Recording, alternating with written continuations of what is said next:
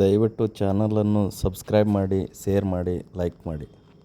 ಲಿಂಗೇಶ್ವರರ ಜಾತ್ರೆ ನಿಮಿತ್ತ ಸಲುವಾಗಿ ಏನು ಮಾಡಿದ್ರಿ? ಎರಡು ಹಾಕಿ ಮೇಳನ್ನು ಕೂಡಿಸ್ಯಾರ. ಹೌದು. ಅವೆಲ್ಲ ಯಾವ ಅಂತದ್ದು ನಮ್ಮ ಸಿದ್ದು ಗುರುಜಿಯವರು ಹೇಳ್ಯಾರ. ಅದಕ್ಕೆ ನಾವೇನು ಭಾಳ ಇಟ್ಕೊಂಡೇನು ಅವಶ್ಯಕತೆ ಇಲ್ಲ.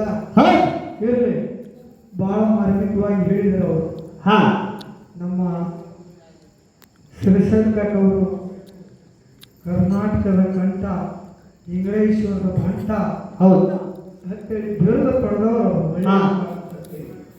ಈ ಮಟ್ಟಕ್ಕೆ ನಾವು ಬರಬೇಕಾದ್ರೆ, ಇಂಥ ಒಂದು ಹೆಸರು ಪಡಿಬೇಕಾದ್ರೆ ಯಾರ ಆಶೀರ್ವಾದ ತಂತ್ರ ಮೊದಲ ಏನು ಆಗಬೇಕಾಗಿತ್ತಂದ್ರೆ ಯಾರ ಆಶೀರ್ವಾದ ಕೇಳಿದ್ರೆ ಯಾರಿಪ್ಪ?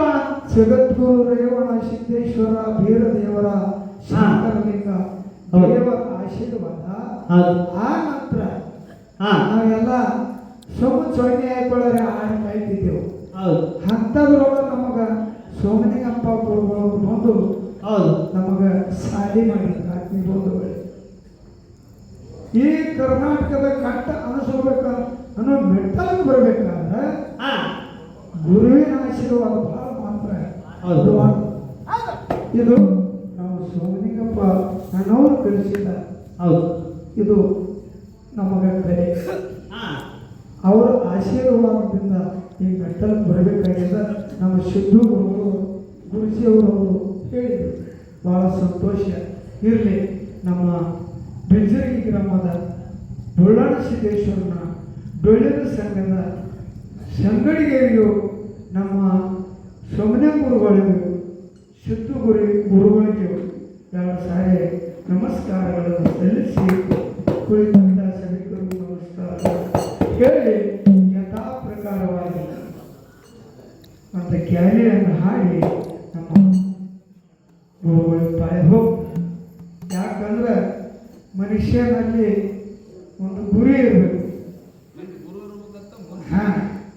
ಗುರುವಿನ ಒಂದು ಗುರು ಹಿಂದಿರಬೇಕು, ಗುರಿ ಮುಂದಿರಬೇಕಂತ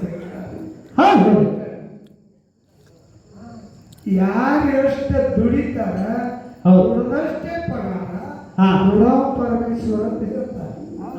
ಅದಕ್ಕೆ ದುಡಿತೀವಿ.